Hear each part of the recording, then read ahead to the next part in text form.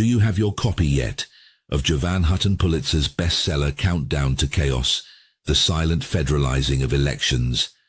November 3rd, 2020, something happened for the first time in history, and as a result, America became something many of us no longer recognize.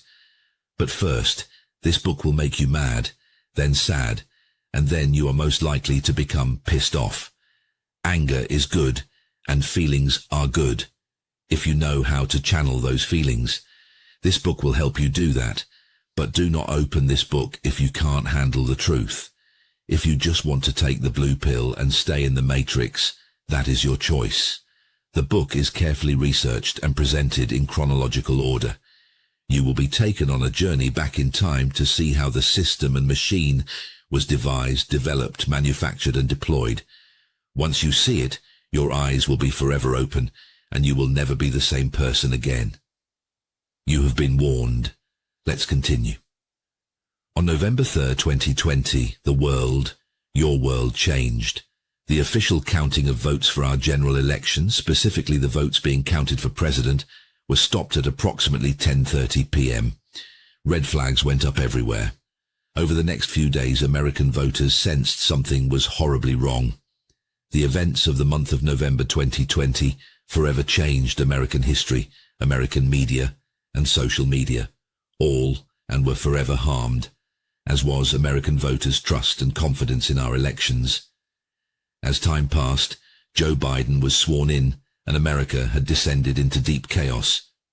This book is a deep research dive into the who, what, when, where, why, and how of some critical questions such as, was this chaos intended or manufactured?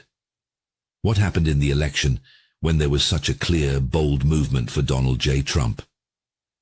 How could someone like Joe Biden, who really did not campaign at all, and when he did there were only a handful of supporters present, ever win the election to become President of the United States of America?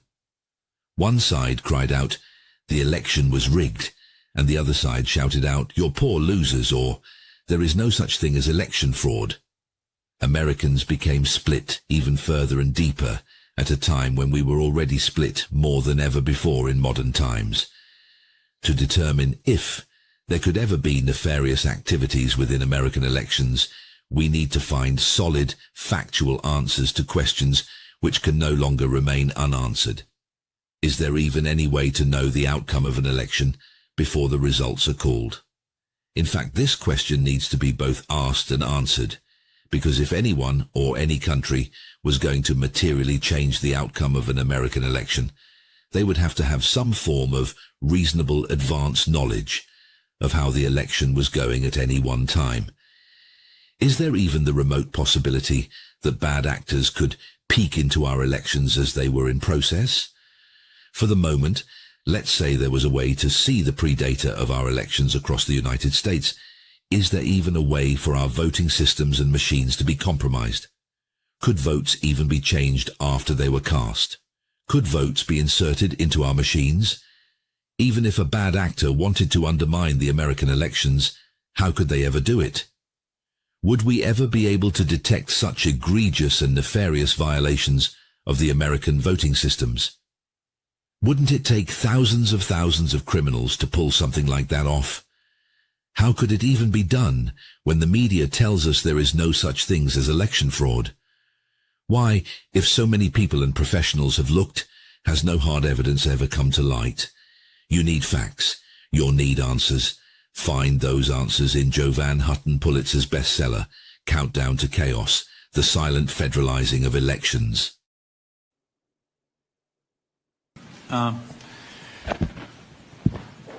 Well, I just wanted to apologize for every single fucking version of Windows that sucked, which is basically all of them. Also, sorry for creating viruses just so I could profit from selling you the antivirus software. And on that note, sorry for spreading real viruses by profiting from vaccines and shit. Also, sorry for sterilizing so many of you. There's just too many of us, and some of you are not nice. That's why I'm trying to block out the sun. Anyway, I just came here to ask for a pardon from all the Epstein shit. Thank you.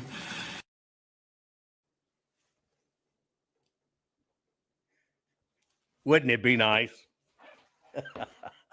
if we could get admissions like that from the bad actors that many of us think are actually doing horrible things? Hey, folks, welcome to the program. Do me a favor, will you please? Will you please share this program? It's going to be an educational program today, and we're going to dive deep into some educational aspects you need to know and understand. I think it's truly important to understand how all of this works, right? And be able to apply it properly to your life. So at least you have some clarity. Clarity is key. Not necessarily consensus, right? But clarity is what we need to have. By the way, today's program is brought to you by the fine folks at Goldco. Here's what I'm asking you to do. Please go to JovanLovesGold.com. That's it. JovanLovesGold.com. Now is the time, more than ever in American history, that you're going to have to protect your money with gold and silver. I'm telling you, the markets are going up and down in different ways.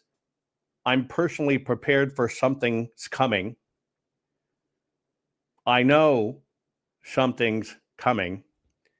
And it's why I'm trying to encourage you daily with my fine partners at Goldco to remind you to get your free gold and silver kit today. Please get your free gold and silver kit. Like if you were watching silver's going through the roof. It is. I'm just trying to get you to just get your brain fed. That's it. And even if you have a retirement account, 401k, etc., well, if they switch us over digital, they're going to have complete say. Many predict it's going to be a downsizing of the money. Means they might take 32 cents of every dollar across the board, bam, to do this switch. And you won't be able to say anything. Please go to JovanLovesGold.com. Please request your gold and silver kit today. And by the way, you might qualify to get up to $10,000 in free silver. And it's that time again. We got another promo. Run fast because this goes fast. It's brought to you by the fine folks at CB Distillery. You know I love them. You know I've been with them for a very long time. One of the things you also know is about those nights you don't sleep, and then the next day you're dragging, exhausted, and everything feels harder to do. That's where CBD from CB Distillery can make a difference. It's not just sleep for CB Distillery. They have tons of solutions that work with your body, help with stress, pain after exercise, mood and focus, and it's all made with the highest quality, clean ingredients. No fillers, just premium CBD. And imagine waking up rested. Wouldn't that be nice? Enjoy your day without nagging aches and pains. It's the real win of CB Distillery Solutions, and that's why 2 million people use it and do it with CB Distillery. They trust it. This has been important in my life for the pains, the breaks, and everything I have, the roll-ons, the bombs. So if you're ready for better sleep, less stress, feeling good in your own skin, again, try CBD from CB Distillery right now. You can save 25% off your entire purchase. Just visit CB Distillery and use promo code Jovan. That's CB Distillery, right? CBDistillery.com, promo code Jovan. You can get up to 25% off. Don't let this slide away from you. You might want to get a pen and pencil for today. We're going to do a little bit of education on something that's very critical, because you know we need to get our election crap fixed, or we're going to head right back into trouble. You know it. I know it. It's all over the place. I'm going to cover the grim reality of election crime cases and court decisions. And I'm just going to give you the facts from a historical retrospective. What the system knows that people don't pay attention to. You want to share this right now. Folks, we're going to get started right after this. Warning. The following program has been rated Gilligaff and is intended for open-minded audiences. If the truth offends you, or if you are allergic to focused intensity, intellectual athleticism, or the occasional F-bomb or even irreverent humor, please switch off now. If your delicate sensibilities need to be worried about or addressed, might we recommend the Underwater Basket Weaving channel to you? Otherwise, sit back, enjoy the wisdom, insight, and wicked sense of humor. Cut the crap. How many times a day do you want to say that to politicians? The elite, the loony liberals, the fake news media, and the gender-confused, emotional socialist snowflake crowd. Cut the crap is your secret weapon for fighting for our freedoms and our great republic. It all begins with a massive mental enema, freeing you from the toxic news and politically correct views, which constipate your consciousness with stinking thinking. Your host, Joe Von Hutton Pulitzer. He's known for calling out politicians and telling them to cut the crap. You've seen him on virtually every television network and listened to him on Coast to Coast Radio. And now he's here to help you learn to fight for America. Culture, race, and American politics. They all have one thing in common. They all need to cut the crap. Now, here's your host, Joe Von Hutton Pulitzer.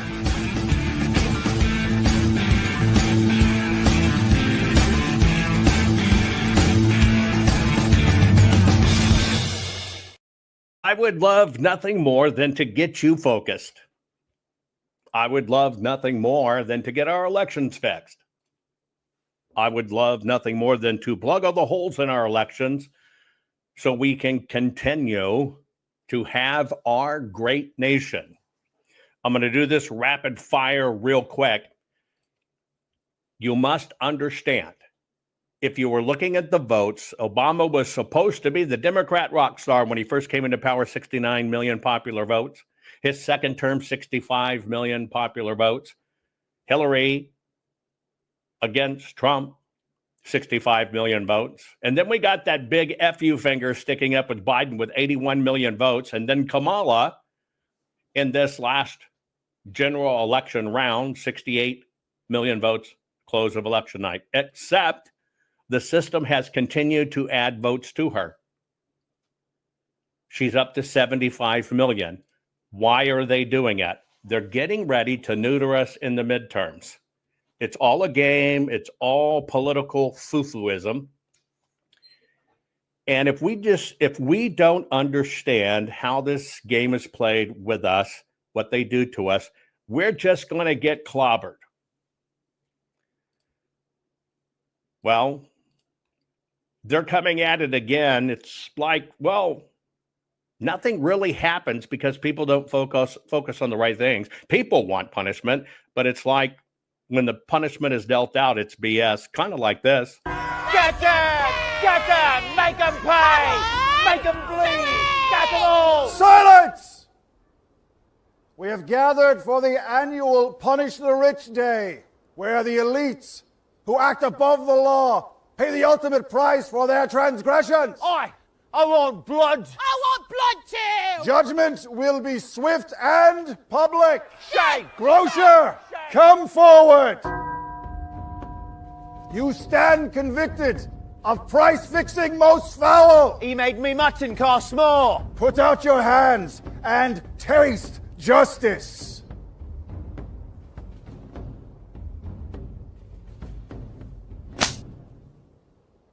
Now, ice that down and get back to it.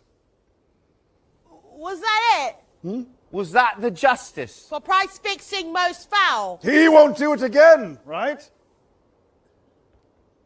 See? All good.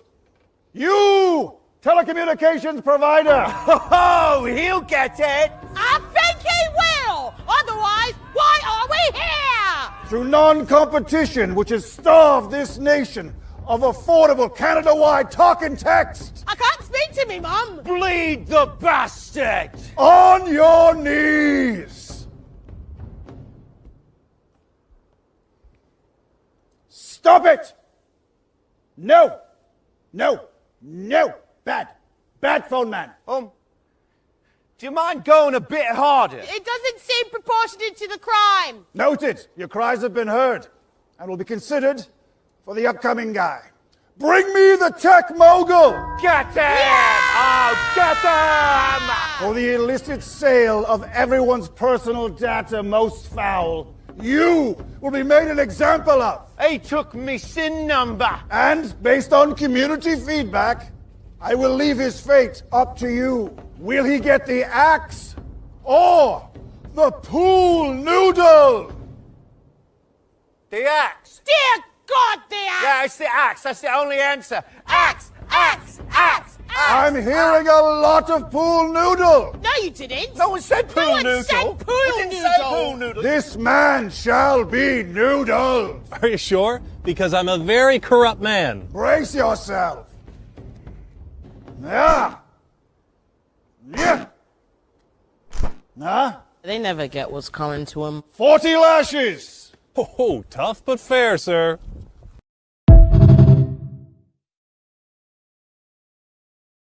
Very funny, but very sad and sobering at the same time. Because unfortunately, it's true. And that's our fault. I know you think it's the lawmakers, etc., but it's our fault. We get moved around like chess pieces. We really do. Now, let me tell you why I'm doing this program, bringing you this information this way. One thing you need to understand about me is I am not going to engage in total BS for clicks to basically try to hop on what's trending. It's the Jews or the exploding microphones or the even stuff like Erica, Charlie Kirk's wife is the long-lost John Benet Ramsey. I'm telling you, it's rampant. But see, the system knows people will entertain themselves. Let them be entertained. I can't do it. I'm tired of it. I'm sure you're tired of it, but I just can't do it. So I will slog away, even if it means very few are watching, because the only thing that matters is absolute truth if we're going to get this fixed. Now, in order to do this, we have to go back in time to understand the grim reality of election crime cases and court decisions. This is how critical this is. I got added to an email list last week, and somebody was talking about this whistleblower out of Venezuela, basically selling the world that will free Tina Peters from prison. Tina Peters should not be in prison. But then again, Tina Peters did no wrong, but not the way most people think. What happened is other people in the conservative movement got her put in jail, not Tina.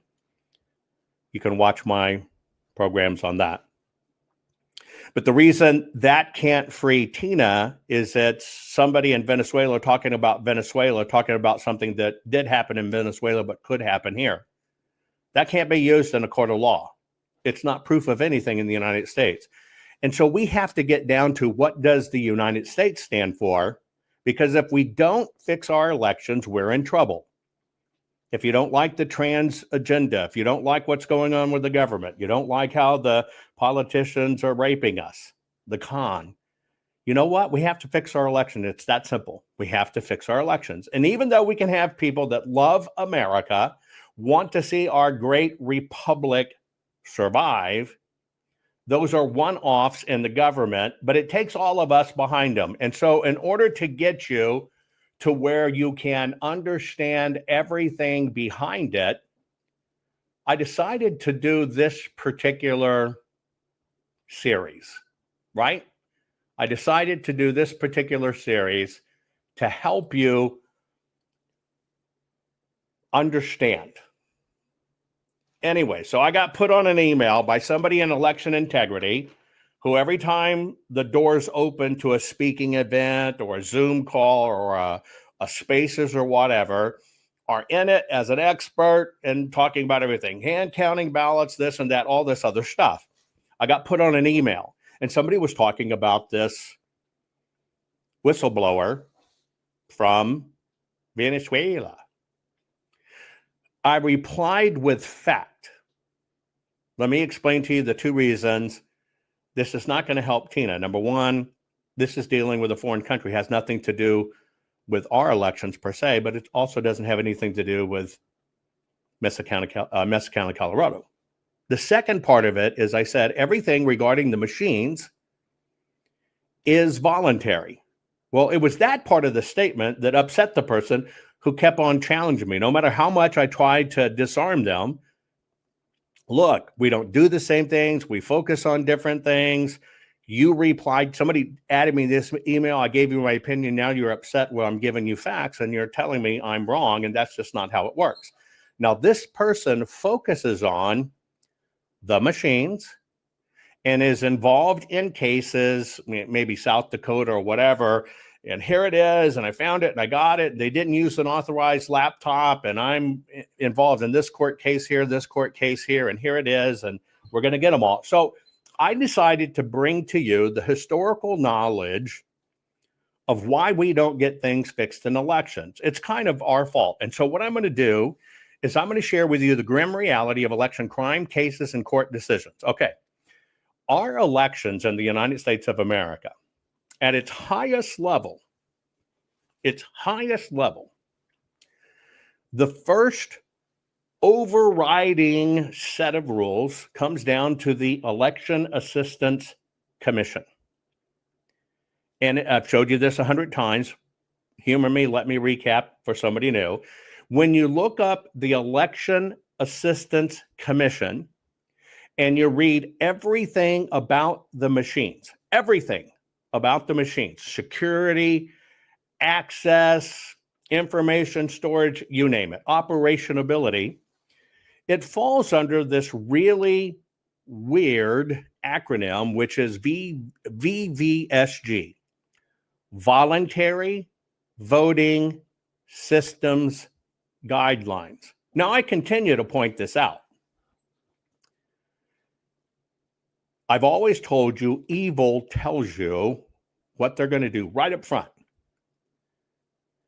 But there's a very large section of election integrity that believe there are all kinds of violations to the EAC's VVSG guidelines.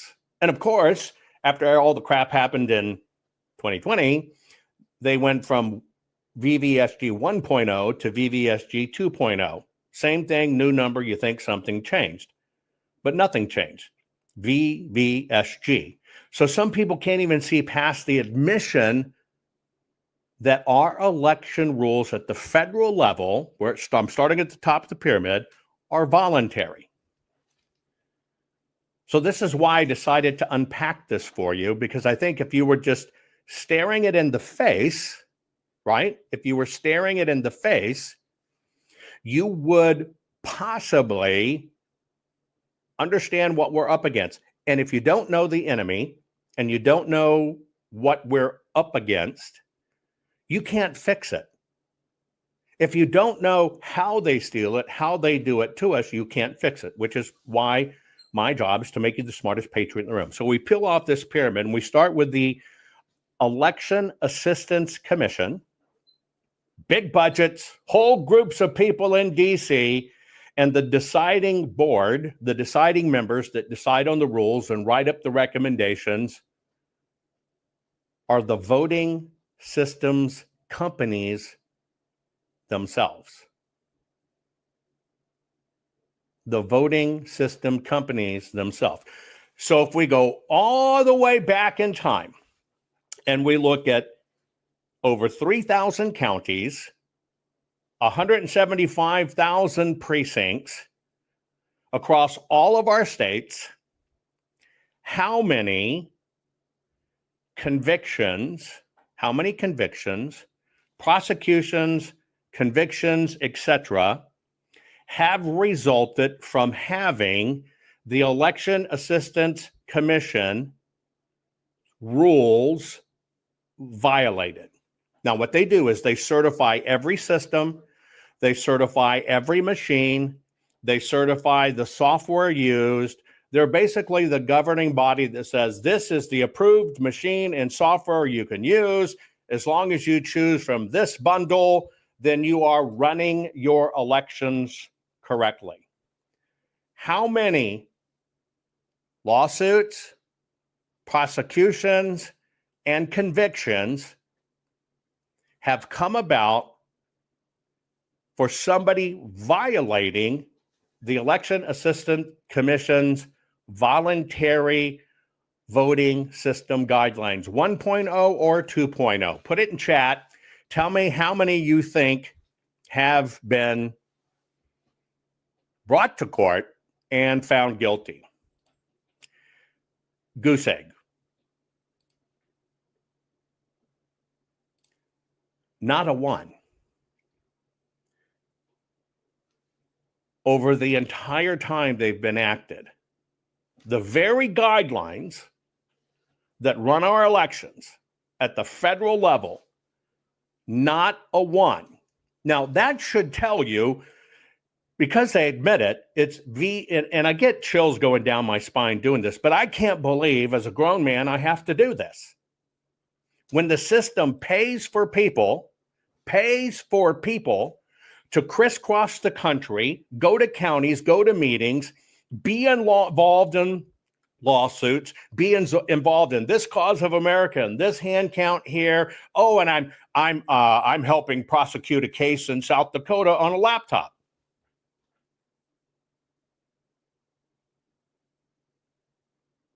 Zero. Not only not a case, not even an attempt at prosecution, certainly not a conviction, but not even a point of contention. Now, that should tell the common thinking person, when the system tells you it's all voluntary, should absolutely know nothing's going to happen. However, right now you have experts swearing by VVSG 2.0. So we have to go to the next level. Now, the next level of this is it all falls under the Help America to Vote Act. See, the Election Assistance Commission's VVS guidelines have no enforcement. Zero. No enforcement. What happens is they developed the VVSG guidelines under the next little thing, which is called the Help America Vote Act. Now, the Help America Vote Act, which is the second part of this, okay, was to make it more stringent for the specification, testing, and certification of voting systems.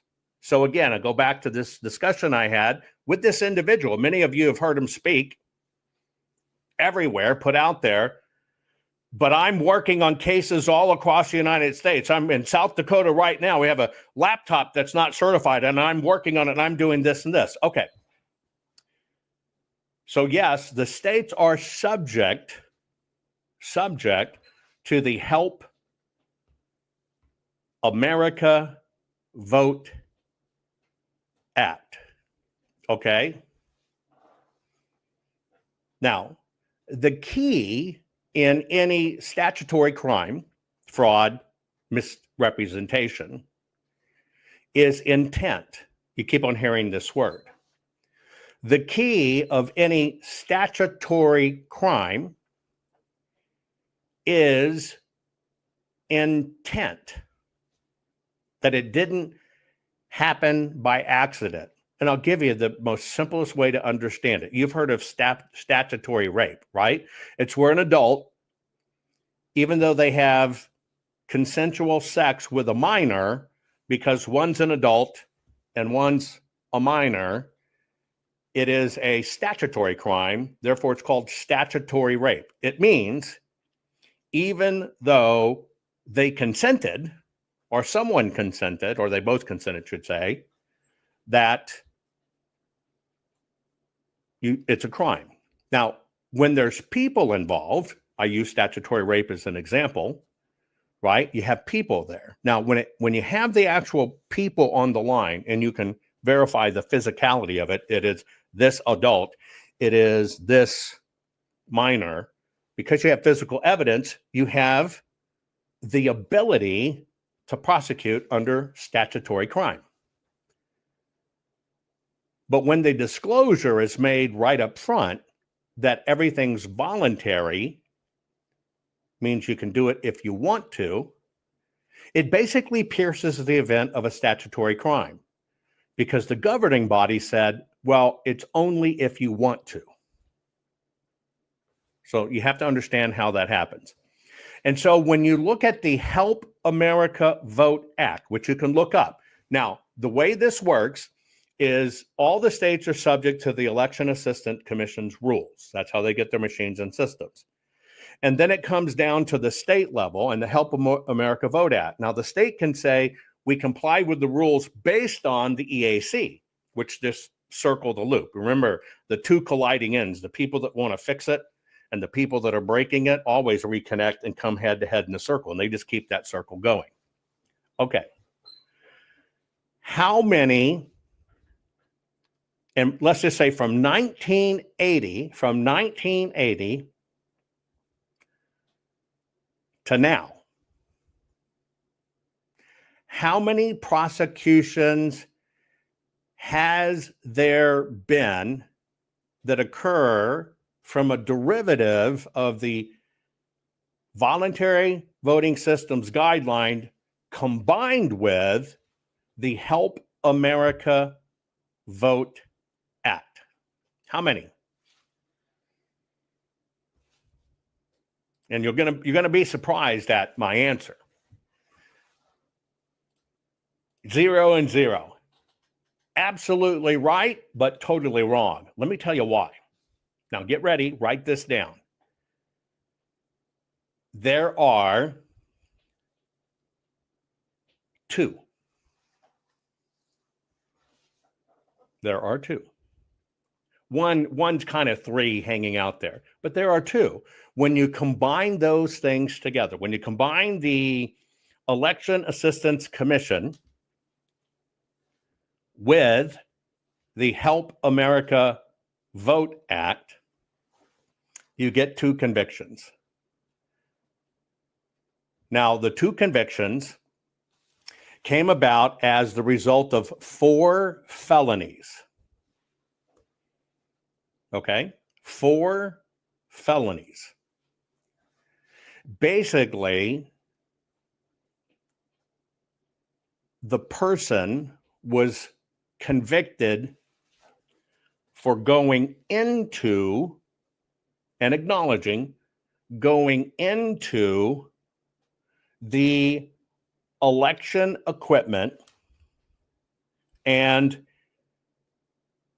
2 things: adding something to it, getting something from it. So at all this time in history, under Voluntary Voting Systems Guidelines combined with the Help America Vote Act, there's been a conviction, right? 4 felonies for putting something in the machine and taking something out of the machine. Do you know of that case? Put it in chat if you know of that case. That's right. It's Tina Peters. Now, I want you to think about that for a minute. The lone mark, the lone singular mark in all of election, we're talking all of elections. The convictions result from putting something on the machine and taking something off the machine that you're not authorized to do. Now,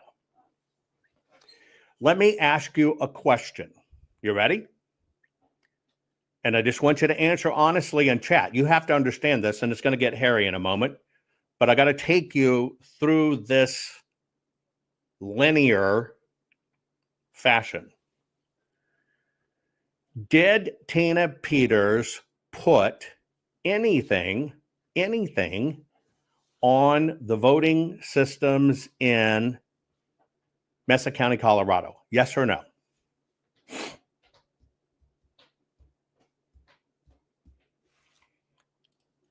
No. But there is a technicality. What is the technicality? Now, Tina Peters literally did not put anything on the systems or take anything from the systems at all, but she got convicted for it. Now let's go back. Did anybody put anything on the election systems or take something from the election systems in the case of Tina Peters? Yes or no? Did anyone put anything on or take anything from, or a combination of two, from the systems in Mesa, California? The answer is yes. Both. Did Tina Peters do it? No.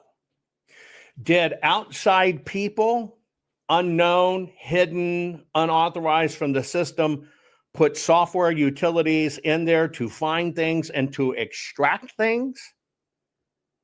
Yes, they did. Not only did they put software on it, you gotta have software to do it. You just don't reach in and grab it. But other people looked at it, took the utilities to do it, and fostered it coming off. But because of that act, supposedly under the authorization of Tina Peters, we now have the only conviction on the books, the only convictions on the books regarding this. The only one. Now, I want you to understand the details of that. Even though Tina was charged with 10 felonies, right? 7 of 10 charges, 4 she got convicted for. Now, what she got convicted for was allowing unauthorized personnel access to the voting system. She got charged with leaking credentials. She got charged with breaching security systems. It's the only one on the books that falls under, did we finally get any enforcement from the EAC or HAVA? Now, if you want to look at it directly, Tina didn't do any of this. Literally. Tina didn't access the system. Not at all. Tina didn't put the utilities on the system. Not at all. Tina didn't actually extract the copies. Not at all. Tina didn't actually leak the credentials. Not at all. Tina didn't actually take those copies and say something was wrong with it and then tell the world. Not at all. Third parties did that. And I need you to focus. Yes, this is all with Griswold, but I want you to understand the reality. I want you to understand the realities of this. And you've really got to get down to understand this. Because until we get out of this crap of not really understanding how this game's played, we're going to continue to get clobbered. Tina was sold on the idea that something was wrong with her systems. And even if there wasn't, she was sold on the idea, you can be a hero, just let us look. Now let's game theory this out for a moment. Even if Tina was convinced something was wrong, Even if she would convince, hey, maybe I can be a hero because I want to save my country and I'm told the machines are bad. I didn't think the machines were bad. I'm told the machines were bad, and I really want to get a look. Those people that did that were all third parties that convinced her. Now, not a single one of those people that touched this in any way was indicted. Not a one. Not a single one of those people were indicted. Not a single one of those people were called into question. Pause for a moment. Let's say that now somebody had the evidence.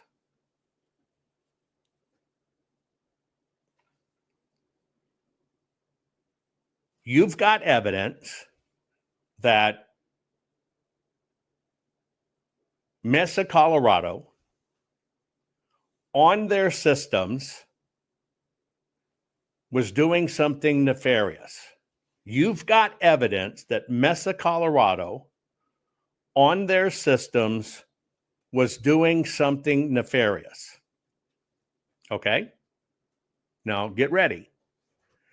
If you found something on election systems that was nefarious and horrible, okay, what do you do with the information? Put it in chat. What do you do? And we're going through just a line item. I'm bringing this down to you. I'm going to show you where all the convictions are.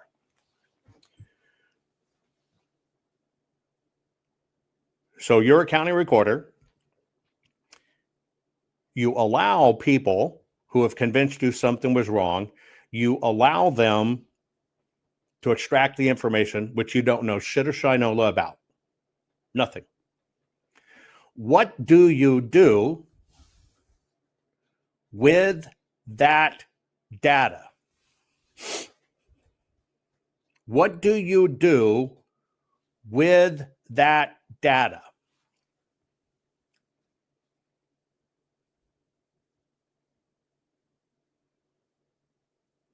You've had the information, you've had the systems accessed, you've had somebody extract it. Your guys say something is wrong. What do you do? The normal scenario would have been to take it to the sheriff. The second route would have been to take it to the DA. Create a proof file, prove it, take it to the DA. You follow? If you were Tina Peters and you had found something was wrong, you take it to your sheriff who has the authority, making sure you have a copy. You take it to the sheriff and you basically go, I think I have found a criminal act. Quit focusing on Griswold and everything else. Quit focusing on it, folks. You got to focus on what I'm telling you. Okay? Period. Now, what was done, even if the DA is dirty, it doesn't matter. It doesn't matter. We're talking about procedure. You're Tina. You got it. So you're going to go to the sheriff. You're going to go to the DA. Whatever this. Doesn't matter. That's the normal case route. What happened in Tina's case?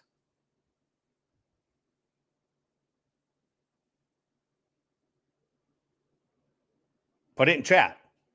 What happened in Tina's case?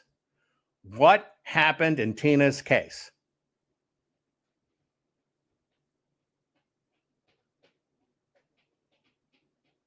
She didn't think she had something wrong. She got approached. She got sold on an idea after tons of meetings. What happened in Tina's case? Yes, it immediately became an infomercial. You got to understand these in orders. it immediately became an infomercial called the Cyber Symposium. The people that actually perpetrated the acts, which were literally the crime, were part of the Cyber Symposium. The people that released the passwords were the people, experts from the Cyber Symposium. The people that confirmed to the public, oh no, these were probably taken inappropriately, which announced to the world, oh no, these were probably taken illegally, were the very people of the Cyber Symposium. You forgot in this process that the Cyber Symposium was supposed to show you 3,000 plus counties. Here's the actual proof. Here's every vote that could be swapped. Lawmakers could come, look, and see it, and we'll show them what the vote was and what the vote got swapped. But it became about Tina.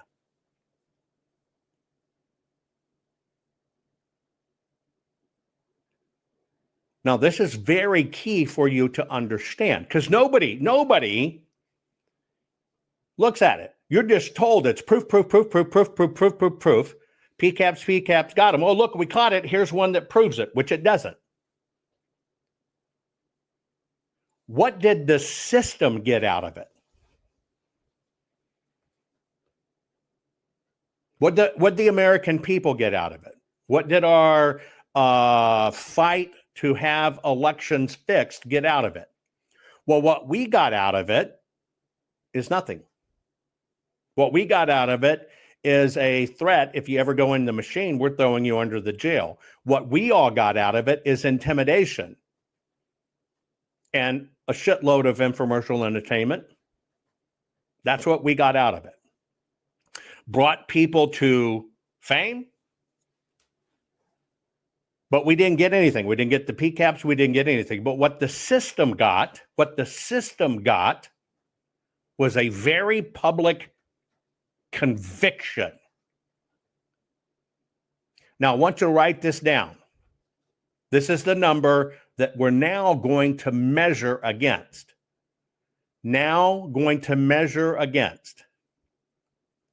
Tina Peters got 9 years in prison.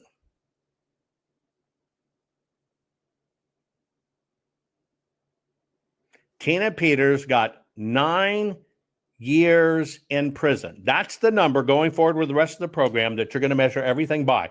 By the way, in Tina's case, just so you understand why there's 2 convictions on it, Sandra Brown was considered a co-defendant in the same case. She was indicted for the same exact things. She did not get convicted. She didn't get convicted, but she agreed to exchange, to basically cooperate with prosecutors. And what did she do with prosecutors? Instead of saying, we didn't believe this crap, instead of saying, well, Tina didn't really do it, these guys did it, she actually said, Tina brought in these guys to do it. Tina knew everything. Now, of course she's going to say that. She didn't go to prison. Would you say that to not go to prison? So what you have is they were able to deflect from Tina saying nothing's wrong to, I want to test my theory and I want to do this and this. Okay. There's one other case that I think is still pending, and most people don't pay attention to this. There was a probation handed down on this. Now, you probably didn't hear of this one.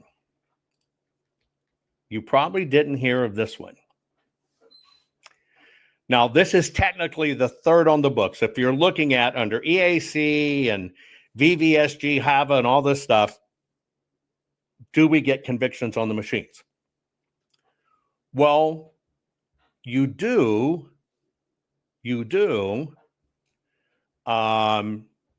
if there's some unauthorized access. Now, see, you tend to think of that as in criminals, unauthorized access. Well, what you probably didn't know is there was an indictment, part of a broader indictment. It ended up becoming a misdemeanor, not like Tina, and it ended up having a probation. That fellow's name was Scott Hall. You might not have heard that. And he is in Georgia. And it happened at exactly the same time.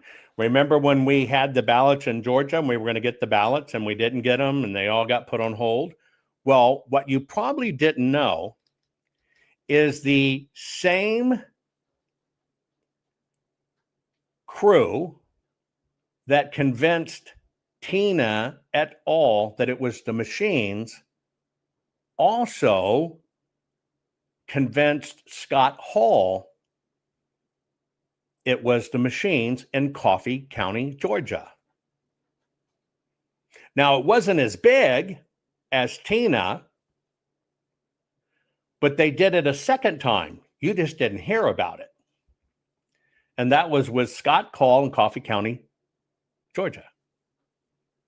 So actually, Georgia got one on the books. And you now know all three convictions, which will now forever be put on the history books, ever be put on the history books, regarding violations of the EAC's voluntary voting systems guidelines and or combinations, part thereof, derivative of the Help America Vote Act.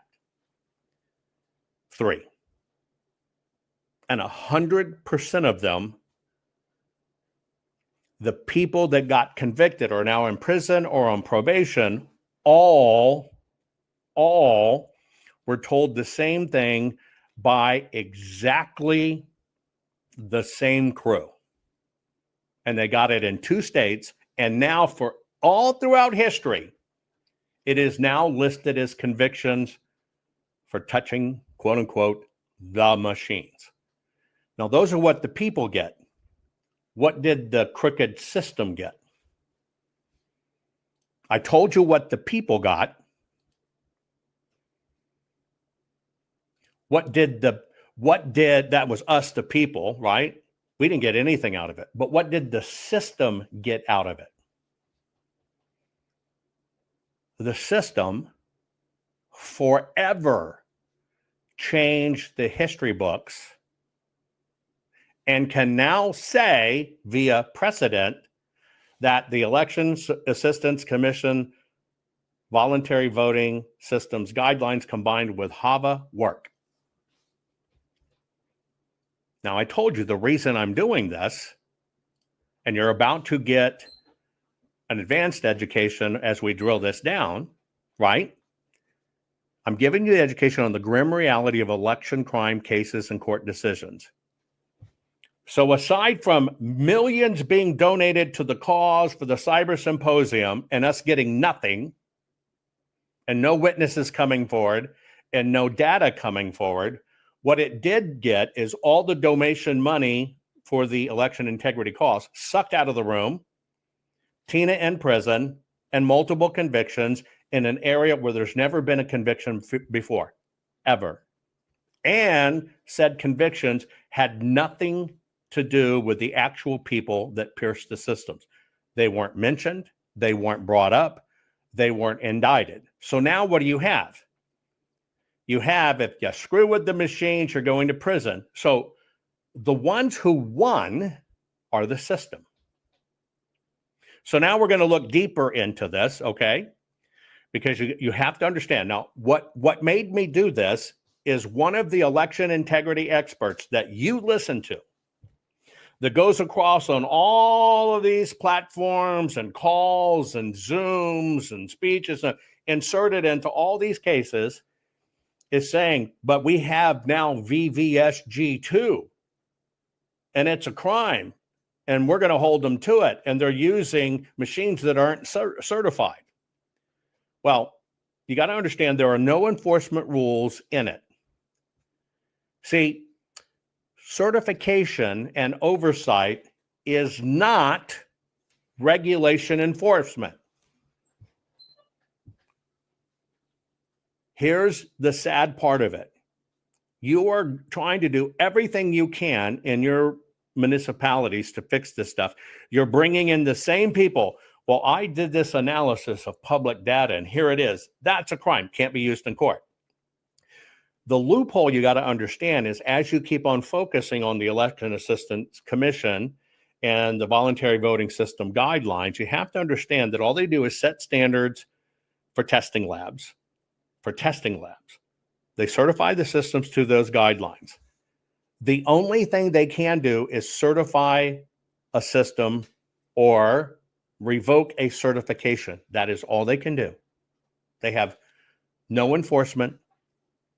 They cannot impose criminal penalties. Okay?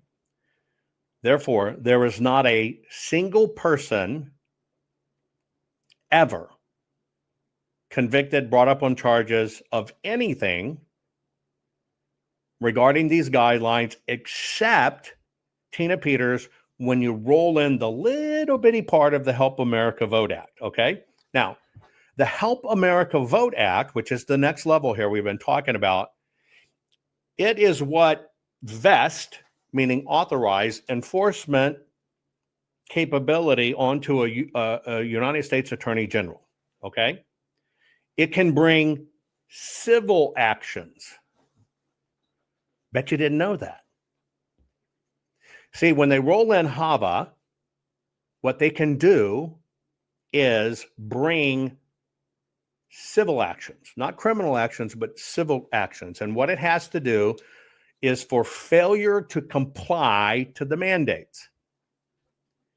If the state actually took funds. So it has civil actions. Now, under HAVA, the Help America Vote Act, all of you people that are busting your ass for HAVA rules and VVSG rules and all of this stuff, it does not have in its guidelines a private right of action. So you're not told that either. Do you know what a private right of action is? Hey, help us look at these machines and software and find where maybe they did it wrong. You volunteer all your work. You just want it to be true. You want the vote to be true. You're going to volunteer all your work. You think you found something. Well, because HAVA does not have a private right of action, it basically means nobody, not you, not the causes you gave your money to, not the individual citizen groups you gave your money to, none of you can bring charges or file for charges. You can't. It distinctly only allows that right for the U.S. Attorney General. Think of how many of you have dedicated your time finding stuff when the system knows you, that group, that cause, that nonprofit, any of that cannot bring a lawsuit or enforcement action based on those. Okay? You can't. Not a one. Now, what you need to understand this, we have to set Tina Peters aside because now they're kind of playing it's under both. There is not any convictions from 80 to now, sans what I told you about Tina, that have ever been convicted regarding the Help America Vote Act. It cannot bring direct criminal prosecution. It's a law that sets Here's how it should be done. Here's how you get your money for the grants. Here are the standards. But it has no definitions for crimes or penalties. Everything goes to the United States Attorney General, but state Attorney General first, okay? Period. Okay? Now, if someone in the system of voting either tampers with a voting machine or falsifies a record or knowingly submits false statements or commits voter fraud, then HAVA is not really involved. It's going to go to the state to pursue criminal actions. But they can't build that case under HAVA. So here's what I'm saying. EIC, Voluntary Voting System Guidelines, totally neutered, won't move the needle. Help America Vote Act, totally neutered, won't move the needle. In order for even a prosecutor to deal with it, it's got to leave EAC and HAVA behind because it lets them off free, which basically means you have to, right? You have to convince an attorney general to do it. Now, let me ask you a question. I'm going to ask you a question. I want you to put honestly, your answer is person, paper, machine. It's either person or it's either paper or it's machine.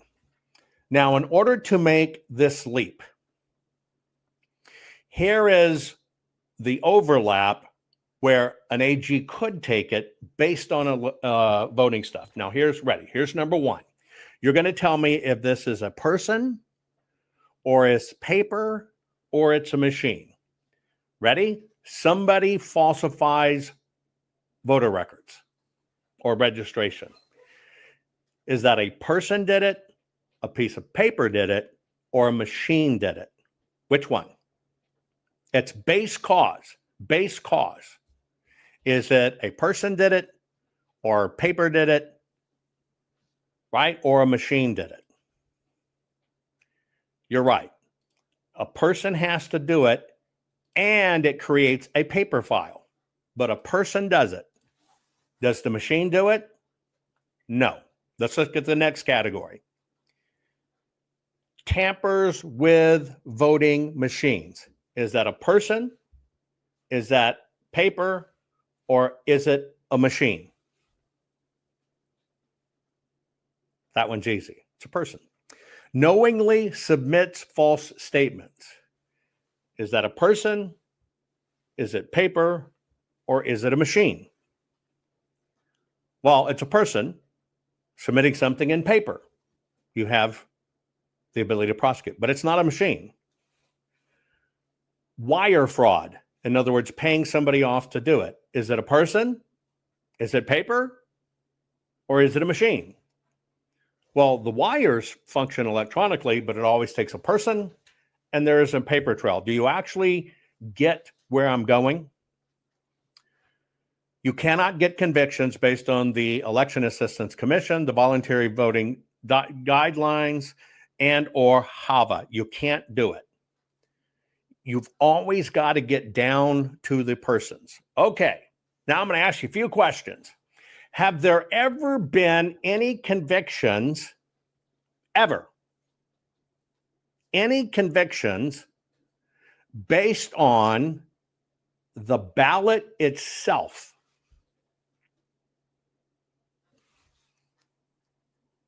Have there ever been any convictions on the ballots themselves? Oh, by the way, when I said about, the machines, I would offer to you, there is technically one other one on the machines that fell under Tina Peters and Sandra Brown, right? There's one other person in Colorado, Belinda. She was with Tina. That got pushed out. I told you about Scott Graham Hall.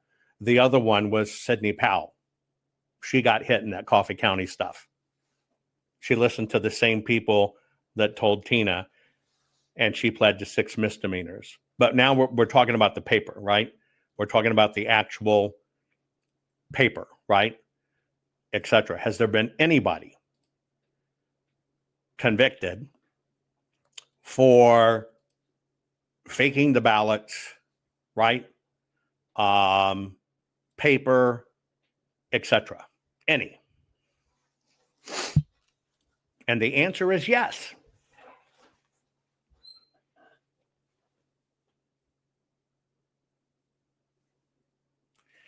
Now, this is where I told you I want you to understand a lot about the system with Tina getting 9 years. In San Luis, Yuma County, Arizona, a fellow by the name of Guillermina Fuentes, if you remember her, she got convicted and pled guilty to a felony count of ballot abuse. Physical paper. She pled guilty to a felony count of ballot abuse. Now, she was a Democrat, but she did get a conviction. She got 2 years probation, 30 days in jail. What's the difference in her? Well, that was a Democrat who got in trouble for mucking with the paper. West Virginia also has had a conviction. West Virginia. This occurred in 21. His name is Thomas Cooper. He's a Pendleton County, West Virginia, United States Postal Service mail carrier. What did he go to prison for? What did he get indicted and in trouble for? Well, he changed on several ballots, request forms. He changed the physical form, the piece of paper. He changed the party affiliation. Let's say if there was Democrat, he made a Republican, or Republican, he made independent. That's what he did. He took the registrations that he had possession of as a mail carrier. He changed the party affiliation. He immediately, got caught, got 5 years probation, 6 months home confinement instead of jail. Okay? What did he do? Something with the machines or something with the paper? Put it in chat. He got convicted. What did he do? Well, see, I'm showing you it's all about the paper. Pennsylvania. Bruce Bartman. What did he do? He got 5 years probation, loss of voting rights for 4 years. He got convicted of unlawful voting and perjury. How did he get caught? In 2020, he voted his dead mother's ballot. Did he do something to the machine or did he do something to the paper? I can keep on going. Yes, I'm just kind of giving you a flavor for each state. Well, he got convicted over a piece of paper. In Nevada, Donald Kirk Hartle, Clark County, one of the big contested areas, okay? He pled guilty to multiple felonies. Now, he got probation, but he pled guilty to it. What did he do? He voted his dead wife's ballot. Is that paper or is that machines? It's paper. Barry Morphew, Chaffee County, Colorado. He got convicted. He had to plead guilty to forgery and other things. It got deferred. What did he do that he got convicted of? Submitting his dead wife's ballot and signing her name to it. Is that paper or the machines? Michigan.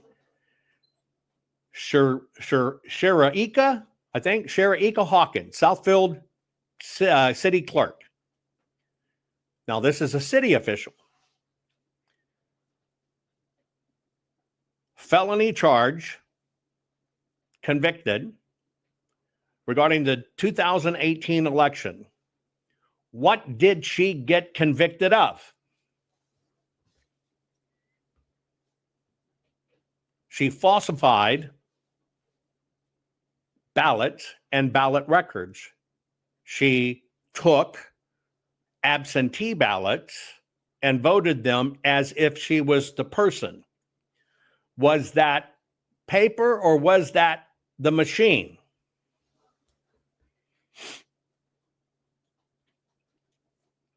And that's a clerk. And I'm going to get into election executives. What have they been convicted for? She got convicted for the paper. In Texas, Shannon Brown, Gregg County Commissioner, Longview, Texas. Gregg County Commissioner, another official. By the way, and co-defendants, there were multiple people in it. 2018. Got probated jail sentences, but got convicted. What did they do? They took possession of absentee ballots and they voted them. Is that paper or the machines? And it's a conviction. Florida, the Villages. This is the case in Florida, Sumter County. Multiple residents. My nose sniffles because I have a deviated septum and my allergies are high from working in the fields. But thank you for noticing my deviated septum. You can see it right there in my nose. I've had my face and nose crushed 13 times. But I'll now get on to the more focused stuff. What did the people in the Villages do? They gathered ballots from other people that didn't vote them or dead relatives, and they voted them by mail-in ballot.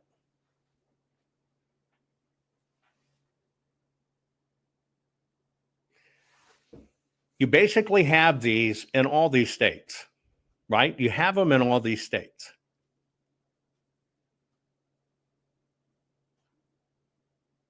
But what was the common denominator of those? Paper. Because paper always lives to the person. Now, ready? How many convictions have there been from 1980 to now for illegal software or the use of improper certified equipment? Remember, the reason I'm doing this program, I got called out from an election integrity official that y'all listen to on calls and all this stuff, but VVS 2.0 is good and they have to use it and they're forced to do it. And we got HAVA Act, and I'm involved in a case in South Dakota and there was uncertified laptop. It wasn't certified. Here's the question. How many convictions, documented, undocumented, whatever, for illegal software or improper certification? Illegal software or improper certification.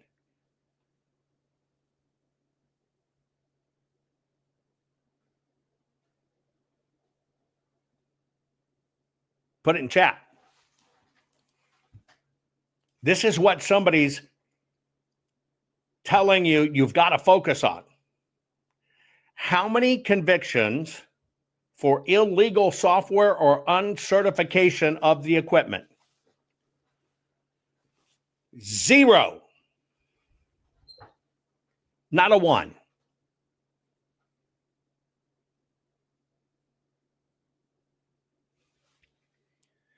How many convictions of breaches? What was considered a breach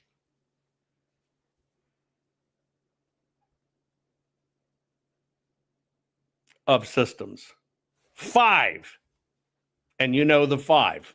Tina Peters, Sandra Brown with Tina Peters, Belinda Kinsey with Tina Peters, Scott Graham Hall in Coffee County, Georgia, which I told you, and Sidney Powell,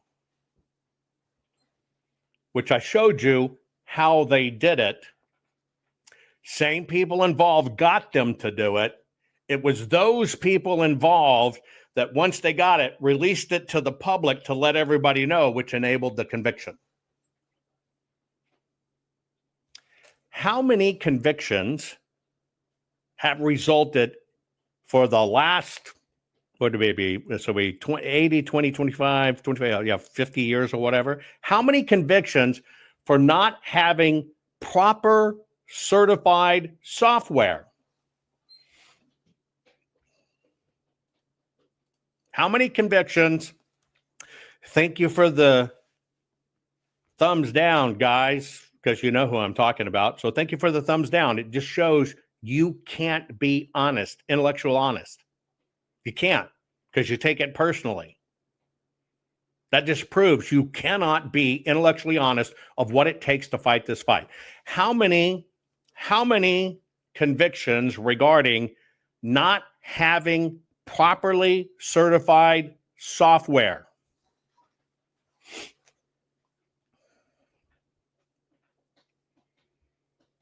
None. No convictions, no anything. They're looking at Michigan, Adams Township, former clerk Stephanie Scott and attorney Stephanie Lampert, who's part of Patrick Burns' team, right? They were charged with unauthorized access. Again, ready for this? Unauthorized access. The person who had authorized access was Matt DePerno. Matt DePerno, because some attorneys came in and said, let us help you with this case, those attorneys introduced the same people from Coffee County and Tina Peters. Those people released it. Not Matt DePerno. Although you do know they're trying to throw Matt DePerno in jail. Are you noticing a trend? Are you noticing a trend yet? Tina Peters, nothing was wrong. Other people got her in jail. Matt DePerno had authority of the court to do it, did it, copied it. These other people said, let me look at it, we'll help you. Same crew of people, same team, same cause for America, same everything. They talk about it. The system comes after Matt, trying to throw him under the system, which are the exact same people that also did it in Coffee County that got Sidney Powell and Mr. Hall. I want you to think about that for a moment. Before that, there were zero. There was never a conviction for uncertified election software. Now they can say, these five people who actually didn't do anything, you looked at the machines and you were not certified to do it. Think about that. How many convictions have there been, right? Have there been? And by the way, I don't know why you expect people who don't live in this space, just because they're well known, to know all this stuff. People follow other people. Even somebody well known or famous can, oh, I like that person. They post something and that person amplify it. They don't know what they don't know. So let me ask you a question. How many people have been convictions for actually printing counterfeit ballots?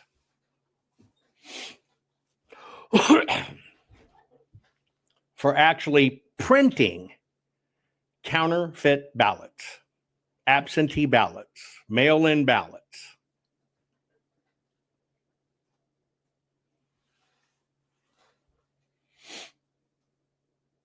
There's actually been several.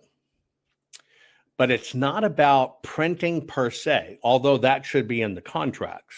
It's not about printing. In Milwaukee, Wisconsin, there was Kim Zapata, 2024, just got convicted. She was in office, and what she did is she requested absentee ballots and faked them by saying these people were military people who requested them. Now, I want you to think about that for a minute. I've always said you got to get down to the person.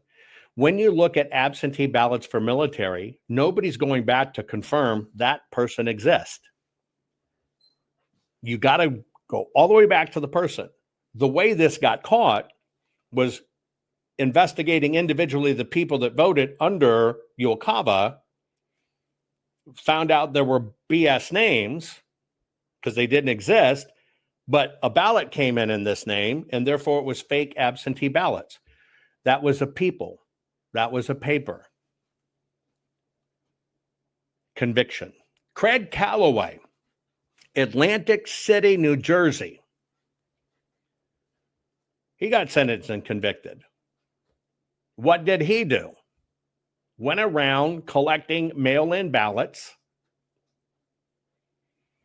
and voted them in the 2022 election, which means he voted somebody's legal ballot illegally. He voted somebody's legal ballot illegally, right? And got caught. Remember those 110,000 ballots that were voted in Maricopa County and nobody can know where they are and they were supposedly destroyed? That's where the crime is. Any number of those that came back. It's why they kept us away from the postage stuff. If we found any one of them coming back in system, we knew it was a legal ballot voted illegally. That's why I told you it's called ballot cracking. That's why they wouldn't give up the information. This is how they prosecuted Craig Calloway. Sorry. Kim Fong Taylor, Sioux City, Iowa. Again, collected absentee ballots that were fake and bogus names and BS, put phony names in the system, got an absentee ballot, used to vote. Got caught. Why? It's a person who used a paper. I told you about Thomas Cooper. Vicky Stewart. Now, this is Mesa County, Colorado, where you think Jenna Griswold is devil spawn, where you think the DA's on the take, the attorney's on the take. I don't know, probably are. They're certainly not allies, but they convicted Vicky Stewart in Mesa County, Colorado. What did she get convicted of?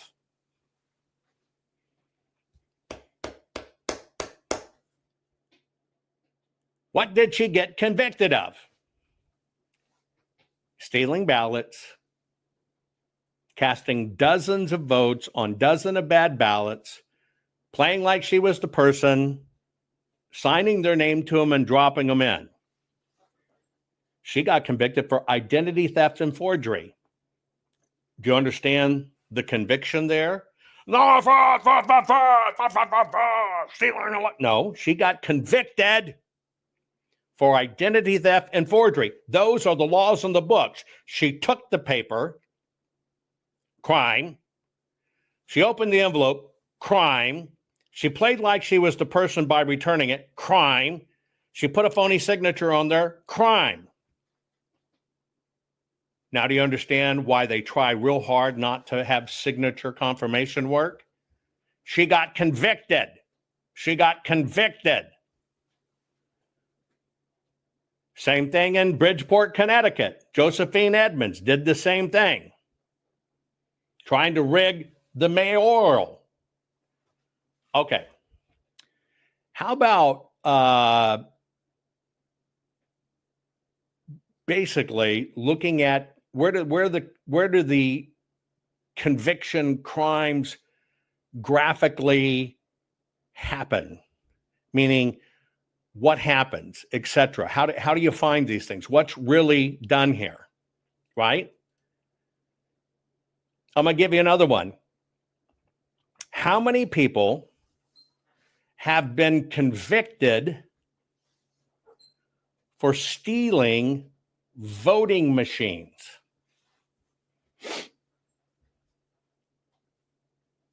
How many people have been convicted for stealing voting machines?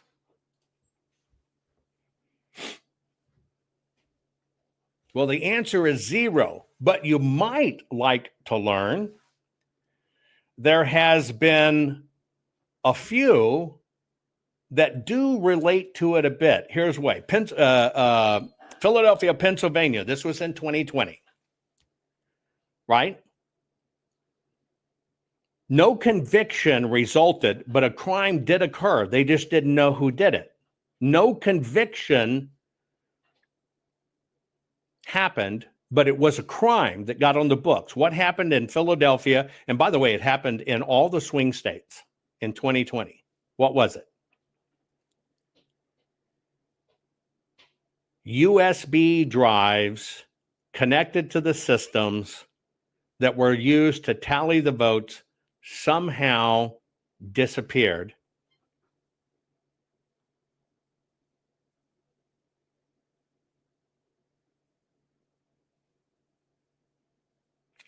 But see, that wasn't a voting machine. That was the data fob.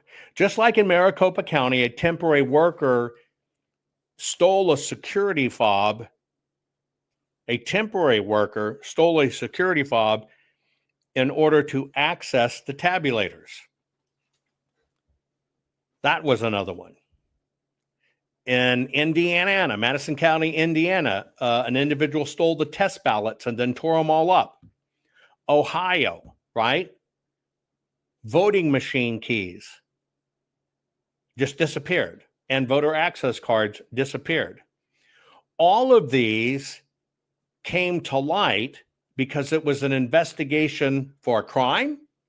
No, it was an investigation for maladministration. You didn't run the election right. Your security was lax, therefore you created this loophole. Maladministration, not fraud. Maladministration. How many, ready? So, what you should know there are zero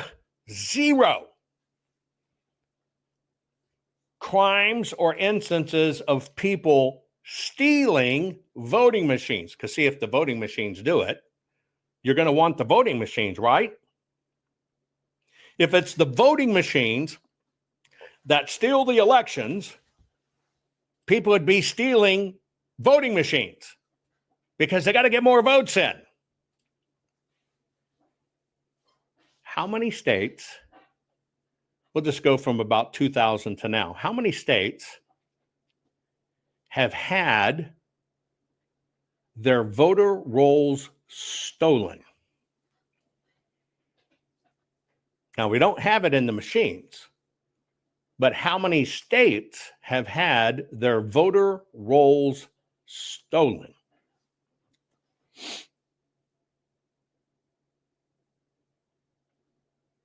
Do you know? But remember, if it's we can see it's ballots that do it because they're stealing them, using them, and forging them all the time. They get caught, but we don't find any convictions on the machines or any convictions on the software, and we don't find the machines being stolen.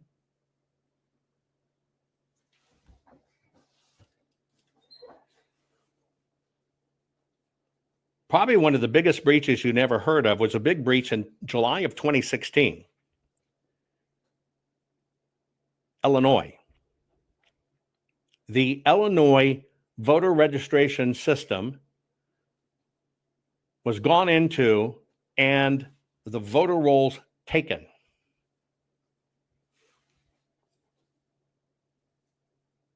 Happened in DC. happened in Alaska, happened in California, happened in Georgia, happened in Arizona, happened in Texas. You're beginning to kind of see a trend here, just like California. 19 million records in California.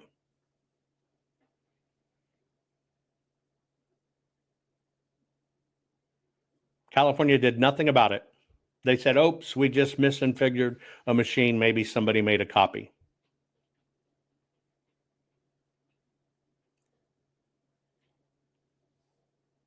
In Georgia, when the Georgia one was leaked, it was not only leaked with the voter rolls, but the full Social Security numbers of the voters.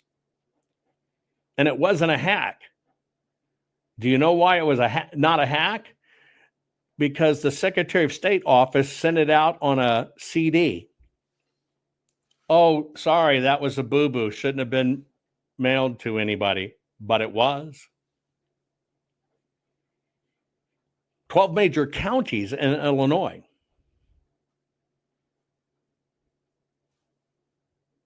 It was a boo-boo. Now, if the machines did it, if the machines change votes, why do they need the voters?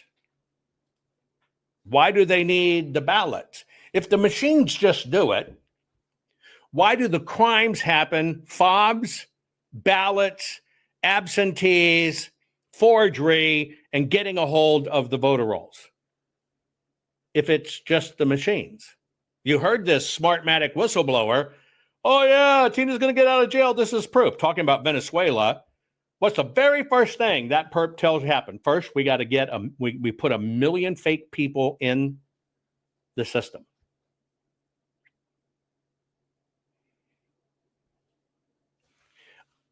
I try to present these so you understand. There's so many incidences of this information getting out of control, being put out there, right? Everything that is convicted has a person and paper behind it. Every one. Now, how do they primarily execute it if they're going to do it in scale? You might not have heard of this one. If they're going to en masse execute it, how do they do it?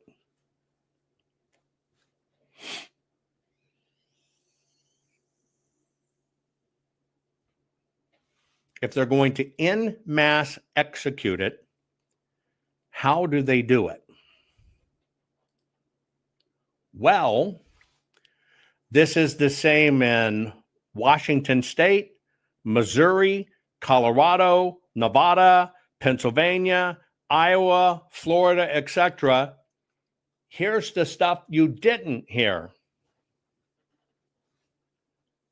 because they don't want it amplified. All of the convictions starting back in 2007 were when people physically looked at the voter rolls, did the proper investigation of the voter rolls, and were able to discover how the additions were done. And it included just taking random people's names from the phone book and their addresses, submitting registrations for people they could see weren't registered. That's why they need the voter rolls, creating fake names, right? And then making sure they could get ballots for them so they could vote. The single largest case ever on this, single largest fraud case ever. How'd they do it? Well, number one, it was all connected to the voter rolls, a whole chain of people, all connected to the voter rolls. How'd they do it? Was it the election officials? No. Was it people running for office?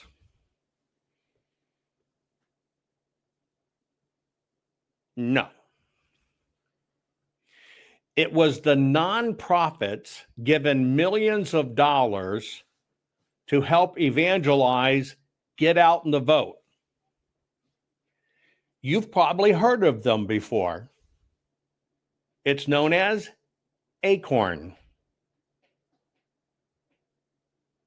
Remember them? Yes, the third-party NGO that got tons of donations under the guise of getting people to vote. It was a operation of looking through phone books combined with the voter rolls, seeing who wasn't really on the voter rolls, getting them registered to vote, the Obamas, yes it is, the Obamas, getting them registered to vote, putting them in as registered to vote, and being able to get mail-in ballots. All the same states. Colorado, Nevada. See, that's the institutionalization stuff that Obama did. You think ballot mules and 2,000 mules are just random people that go gather a bunch of ballots? No. The nonprofits gathered them up, put them in a room, watch the vote tallies, see what they need votes for, vote them, put them in the envelope, hand them to the mules. The mules are the delivery character that just drops them in the boxes, washes them in the bath.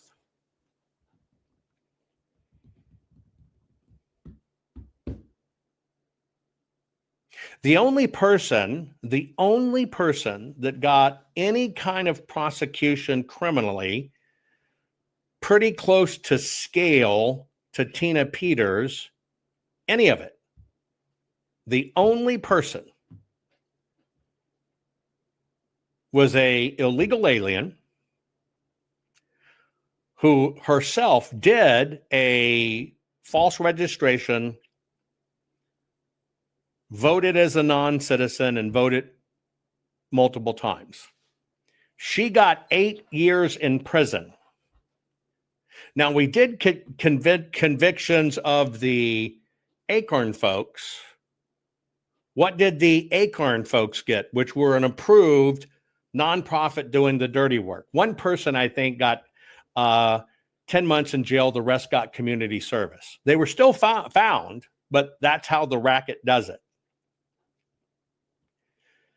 What you don't hear about is they did thousands upon thousands upon thousands upon thousands of fake registrations. Thousands upon thousands upon thousands of fake registrations. Paper. How many elected officials, true election officials, have been ever convicted of anything related to voting systems or anything? How many? Have there been any? Do you think there's been many? Well, as a matter of fact, there have. I'm going to read them to you, but I want you to think about what actually got them convicted. So we actually know they were election officials. In Ohio, Coinga, am I saying that? Coinga County Board of Election Officials, Ohio. Jacqueline Maiden, which was the election coordinator, Kathleen Dreamer, which was the ballot manager. They got convicted in the 2004 presidential election. What did they get convicted of?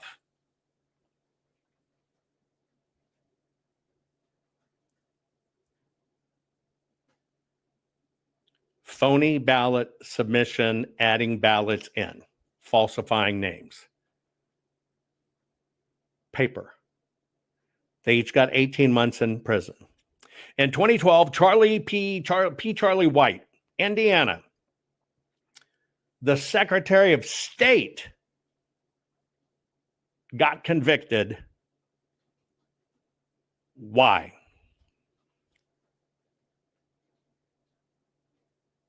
He used false residency information and voted in his own election in a district he couldn't vote in. What did it? Paper. What did it? Investigating the voter rolls, and actually found he was registered in the wrong place. He got 1 year home detention, 3 years probation, removed from office. But what did it take? The documentation of the paper, which you're told don't look at the voter rolls, is like sweeping a dirt floor. Right? Kathy Funk in Michigan, Flint Township County Clerk. She got a felony conviction, 2 years probation, six months home confinement. In 2023, what did she actually get convicted for?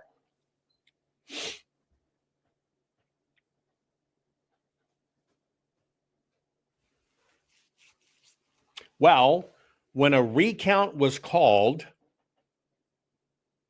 and she knew a recount was coming, she personally went to the boxes and broke the seal. Remember how they're all supposed to be sealed? Remember I told you in Maricopa County, 1,675 boxes, only 52 were sealed properly. The rest weren't. The 52 were dead on, had none of the errors, but they were hand chosen by Katie Hobbs. But we had 1,000+ boxes that should have been sealed that weren't. Well, see, in Flint Township, they went after her because they found out the boxes weren't sealed. And when they got to the boxes, they found out she popped the seal on them. Why did she pop the seal on them? Because she didn't want to recount.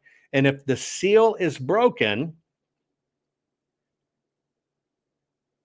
you have the grounds, well, the seals were broken, so they can't be legit, so you can't recount them.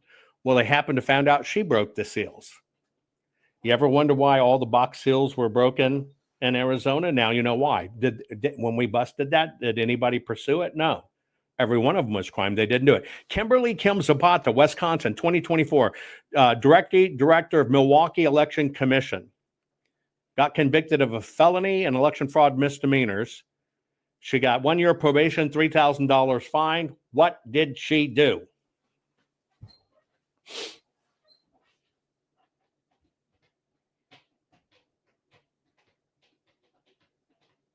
She requested fake absentee ballots. When they looked at the absentee ballots and who was supposedly get one, and you audit the paper back to the individual, they found out they were fake. She got caught. Do you get what the common theme in all of this is? I just want to know, do you get what the common theme in every bit of this is? Tell me what the common theme in every single case that came to a successful victory of a conviction, what did it evolve? Not corruption, something more easy. Paper, paper, paper, paper, paper, paper, paper, paper, paper, paper, paper, paper, paper. Every single conviction is tied to paper. By the way, it's not even tied to fraud. It's tied to maladministration. Look at me. Maladministration. Maladministration. And when you investigate it, maladministration, you find it, then you get to convict on fraud. You do fraud first, it's turned out. Why do I tell you this? Because we are fighting for our lives to save the full forensic archives of Arizona, which they've kept away from you. They did this on purpose because it is always and only tangible evidence. Yet all these people get put on road shows and they're election integrity experts. And we got the VVS guidelines and it's with HAVA and we're going to do this. And here's the trends and here's the poll and here's the survey. But we only get convictions for doing it properly. And this is why we need your help urgently, because they're trying to starve it out. Because they don't like that we stayed in audit and it's all about the paper. Our courts are based on clear and convincing evidence. Want convictions? Want justice? For what happened in the 2020 election? Then we need your help. Not fixing 2020 will damn our nation forever. The decision you make in the next few moments could decide whether we ever get our elections fixed or not. Here's why. Trump campaign and allies filed 64 different lawsuits. They all went down in flames. 100% of these cases were presented on "It's the machines," or "The machines changed the votes," or "The voting company executive said he would make sure Donald J. Trump would not win." They all went down in flames. Why? You can't bring theories to court as evidence. No supposed Zoom call or six-degree polynomial math theory or census data is or ever will be proof of fraud. You can't bring theories to court as evidence. Here's why. In both civil and criminal law, the side making a claim carries the burden of proof, and prosecutors must prove guilt beyond a reasonable doubt. Without physical or otherwise verifiable evidence, a case cannot meet this high threshold. Physical evidence is the key. The question is, did anyone get relevant, reliable, provable, testable, and duplicatable evidence of what really happened in the 2020 general election? And the answer is yes, absolutely. The full forensic audit of Maricopa County, Arizona is the only evidence-gathering work which gathered relevant, reliable, provable, testable, and duplicatable evidence of what really happened in the 2020 general election. Evidence so damning that the system, the deep state, and those who pull the strings of this country have fought to keep it hidden and have hoped to have it be forgotten to time. Almost $3 million invested in time, funds, and efforts to unlock that which the system wanted hidden. But now, that evidence is in danger of being lost forever. So if you want what happened in the 2020 election fixed, then we need your help. Please donate to protect and secure this historic evidence. With the 2026 midterms coming up, the system is going to try to lame duck President Trump and then most likely introduce new impeachment proceedings. This is the evidence which will help win the war which is surely to come. We need to keep Maricopa County full forensic investigation and archive secure and ongoing. So if you want what happened in the 2020 election fixed, then we need your help. Please donate to protect and secure this historic evidence. We need your help securing the full forensic audit archives. Don't allow the only testable, objective, and reliable 2020 election evidence fall into obscurity.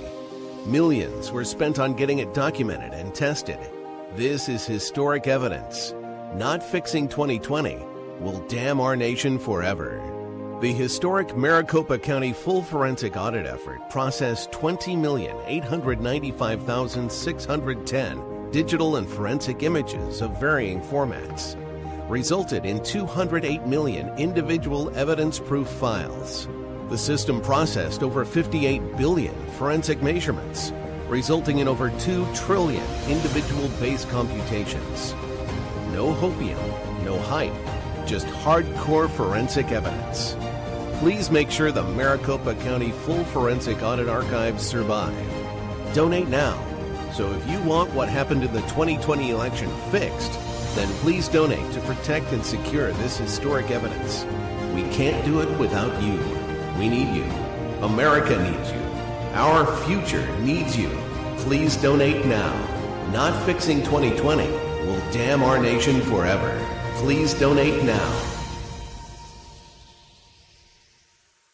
This crazy world Our is courts telling are you based your on sons clear can be and daughters, convincing and your evidence. daughters can be your Want sons. convictions? When Want will justice? the madness stop? For what happened in Never. the 2020 So election? you have to decide, Then we will need you your help. comply or Not fixing defy? 2020 They will tell us damn all our nation we will forever. own nothing. The Eat decision bugs you and make be in the happy. next few moments could Is this why decide whether America's we ever largest get our food elections processing fixed plants or and not. food supply plants keep Here's burning why. down?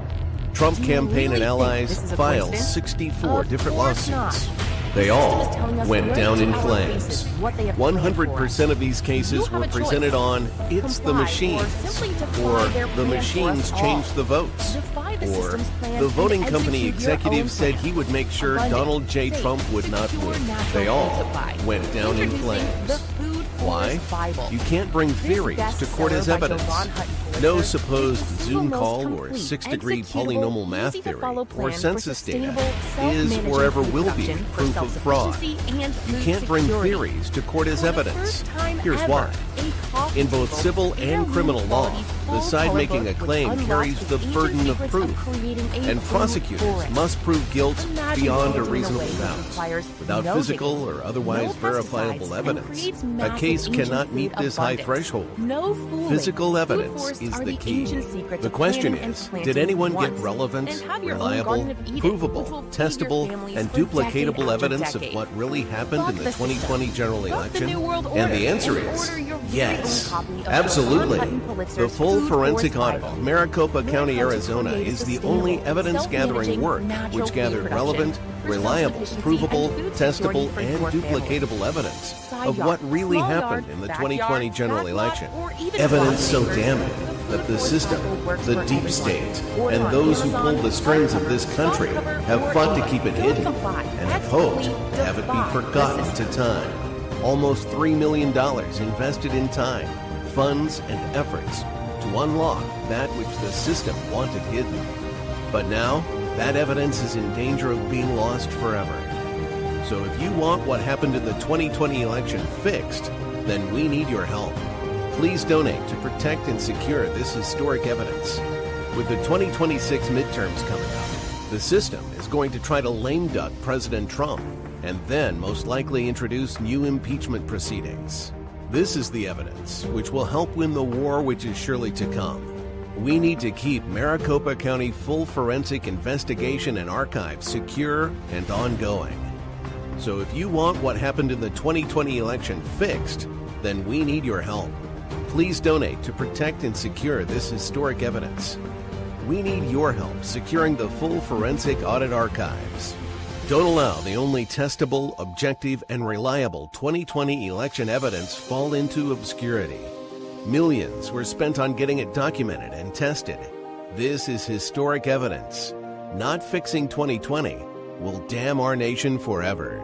The historic Maricopa County full forensic audit effort processed 20,895,610 digital and forensic images of varying formats, resulted in 208 million individual evidence-proof files.